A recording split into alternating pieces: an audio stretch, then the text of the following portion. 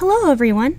In this video, I'll be breaking down several months worth of research so that you too can replicate Linda Hamilton's Sarah Connor costume. And in the spirit of Tyra Banks, I will be doing so in the order of H to T, head to toe. I've linked every piece of information I have, including a site called screencaps.com where somebody has gone through and screenshotted every other second of any movie you can think of. It was quite a large help, and I wouldn't have found it had I not gone through one of the sites listed in the link below. As well as informational links, I also have as many links to finding articles of the clothing that I could possibly find for your convenience. Her height at the time, according to an article, was 5'5.5", 112 pounds. Her hat is a cotton poly poplin cap, most likely in the shade number 3446. Of course, I'm not sure what that means. Black, it's black. The important thing to note is this hat isn't easily accessible on Amazon. I can't guarantee you that the links I have down below will continue to sell these products after this video's been up for a while. So unfortunately, some of these items may be first come, first serve.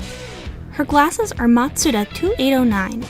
Her glasses are available on Amazon for about $160, my goodness, from Magnolia Clothers, which is the knockoff. I did not realize this until I had already purchased the Magnolia Clothers brand, that the Matsuda brand was around $2,000, and I'm very happy I dodged that bullet.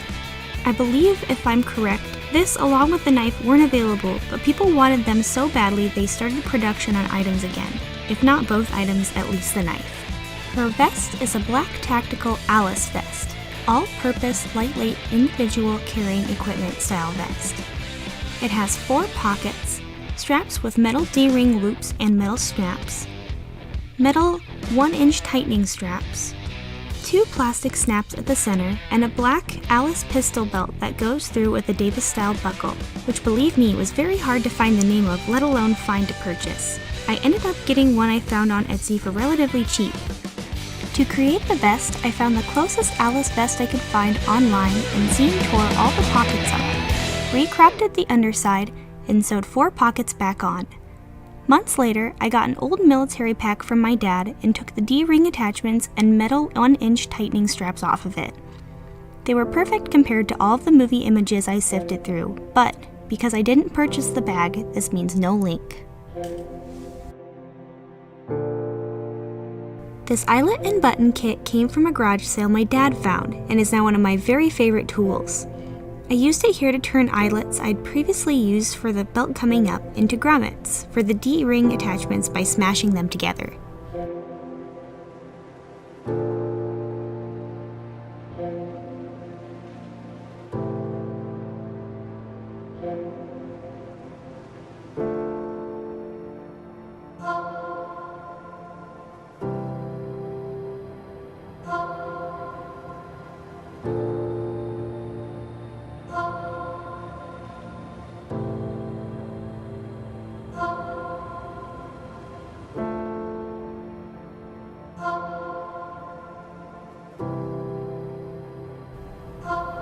For the black Alice belt on her vest, I mangled apart a vintage Davis belt from Etsy and moved the latch onto a new black Alice belt from Amazon.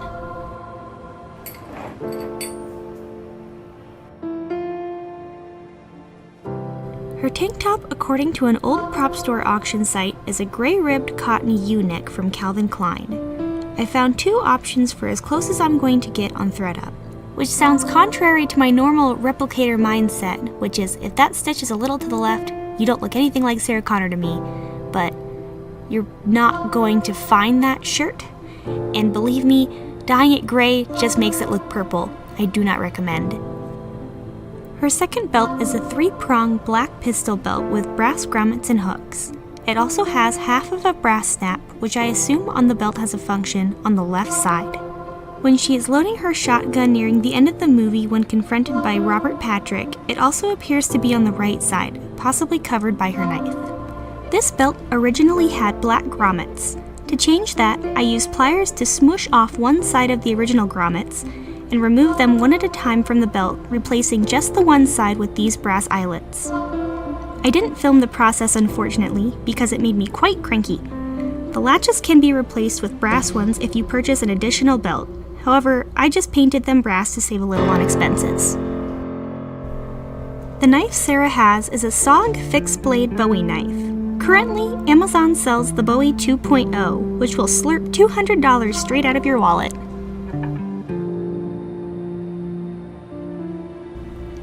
Her wristwatch, according to the prop store auction site, is a Ranger 194A, covered by a green Commando nylon watchband. It does have black Velcro, so I recommend the wrap linked in the description, but you will need to sew on black Velcro yourself.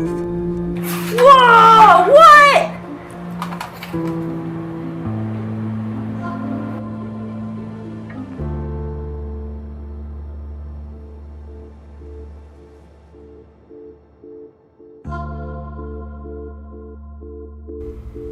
Her pants are cotton Ripstop BDU pants with sewn-on elastic stirrups.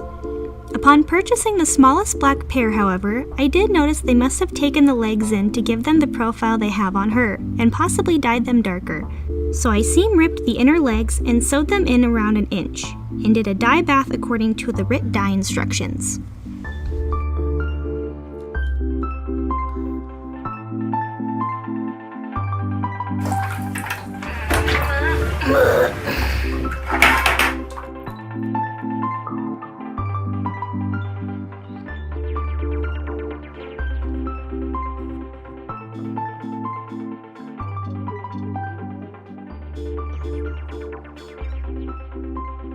Those boots. Now, articles say military boots, but the SCCS site article and your eyeballs have a point. They are unfindable on the internet as military boots. The proof in that is apparent when you look at the toe seam and the number of grommets and hooks. Her boots are in fact paddock boots with what looks like 4 grommet holes and exactly 4 silver hooks. These are the closest I could find, and they just need a hook replacement.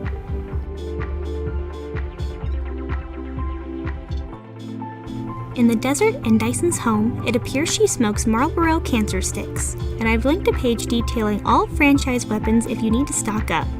That being said, I wish this video was out for myself before making this gear, and as always, thank you so much for replicating with me.